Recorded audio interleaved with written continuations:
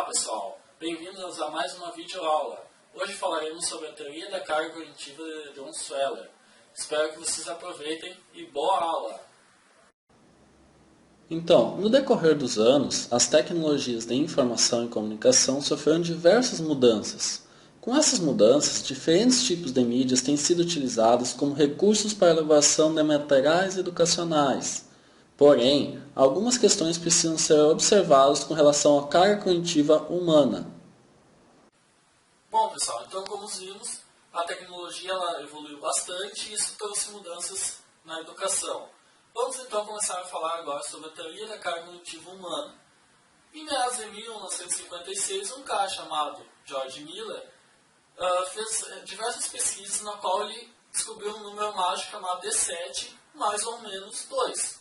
O que significa isso? Significa que o sistema cognitivo humano ele pode processar de 5 a 9 elementos de forma natural e sem muito esforço. Por quê? O que acontece? Se nós processarmos mais que esse intervalo de elementos, o raciocínio e a aprendizagem ficam abaixo do desempenho esperado, o que vai ocorrer uma sobrecarga na estrutura cognitiva do ser humano. Bom, então vamos definir o que é essa tal da teoria da carga cognitiva. Bom, ela foi conceituada por um cara chamado John Sweller, como o quê? Um conjunto universal de princípios que resultam em um ambiente de aprendizagem eficiente e que, consequentemente, promovem um aumento na capacidade do processo de cognição humana. Esse princípio tem como objetivo o quê? Tem como objetivo tornar a interação humana com a tecnologia mais alinhada ao processo cognitivo. Bom, então, onde é que a gente pode aplicar esse tipo de teoria? Ela vai aplicar-se a todos os tipos de conteúdos, todos os tipos de mídias, a todos os estudantes, visto que ela tem como fim saber como elaborar as ferramentas de ensino, texto, imagem e áudio, e aplicá-las a todo o conteúdo de ensino, bem como as plataformas de aprendizagem à distância, no intuito de potencializar a aprendizagem e desenvolver habilidades flexíveis através da criação e uso de recursos e ambientes de aprendizagem, que estejam em sintonia com o processo cognitivo humano. Bom, Sweller explica que a aprendizagem ocorre de uma melhor maneira quando o processo de informação estiver com o processo cognitivo humano, ou seja, quando o volume de informações oferecidas ao aluno for compatível com a compreensão humana. Então, a teoria da carga cognitiva ela apoia-se nessa impossibilidade natural do ser humano em processar muitas informações na memória a cada momento. Bom, vamos falar então sobre a tal da arquitetura cognitiva, no qual podemos ver aqui uma imagem ilustrativa dela, onde ocorre o quê? Recebe informação, que pode ser limitada devido à capacidade, limitada devido à duração. Os processadores são separados para informação visual e auditiva, e o armazenamento é permanente de todo o conhecimento e habilidades em uma rede hierárquica, que são chamados os esquemas cognitivos. Primeiro estágio, e desaparece em poucos segundos, de forma muito rápida. A sua natureza é verbal e acústica, e o agrupamento de segmentos de informação em fragmentos altamente ordenados diminuem a sobrecarga da memória.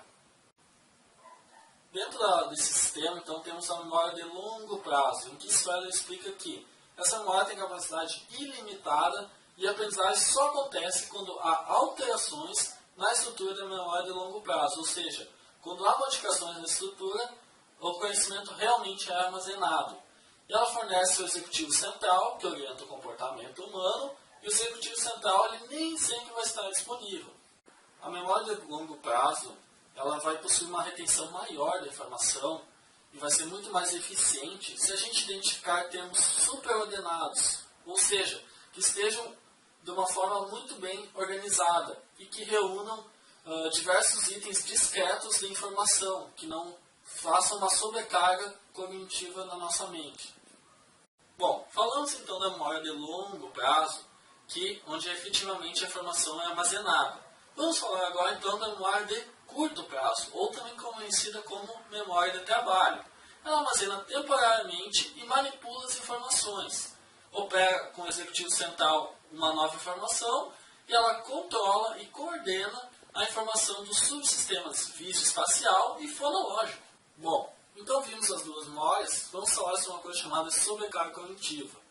A gente precisa saber respeitar a quantidade de informação que uma pessoa pode processar, porque isso é essencial para que uma aprendizagem ocorra de forma eficaz. Essa sobrecarga cognitiva ela ocorre quando? Quando muita informação, como textos, imagens, vídeos, animações, são apresentadas de forma simultânea ao estudante, o que pode dificultar a sua aprendizagem.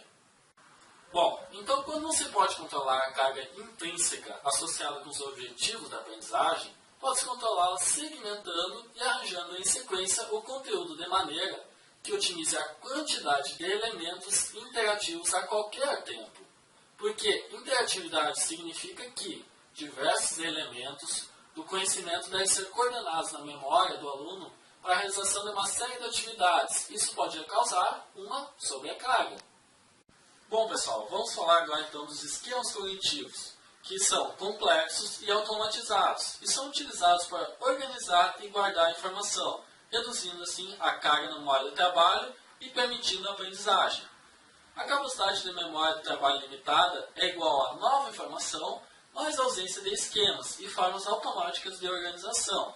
A arquitetura cognitiva humana ela permite que os esquemas sejam utilizados para relacionar, organizar e armazenar informação e conhecimentos, de forma a diminuir a carga na memória de trabalho. Então, a arquitetura cognitiva humana assiste na diferença da capacidade de memória de trabalho e da memória de longo prazo. A carga cognitiva é o esforço mental distribuído em 3 tipos gerais: intrínseco, extrínseco e pertinente. A carga intrínseca é determinada pela natureza da informação, seu nível de complexidade e do grau de experiência do aluno, imposto pela complexidade do conteúdo do material de ensino. Já a extrínseca é causada pelo uso inadequado de métodos, recursos e estratégias, mas não interfere na construção e automação de esquemas. Ela desperdiça recursos mentais limitados que poderiam ser usados no atendimento da carga intrínseca.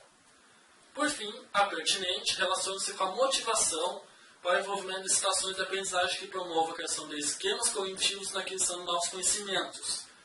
Vamos falar então por último sobre carga cognitiva e design, onde abordamos design de telas e interface do computador. Cada um dos elementos da tela deve ser interpretado pelo usuário e vai ocupar um lugar na energia mental da sua mente. O objetivo de um bom design de página para uso educacional é reduzir a quantidade de processamento direcionado à interação com o sistema, de forma a maximizar o processamento do conhecimento. Bom, pessoal, estamos chegando ao final dessa videoaula, na qual vimos hoje o quê?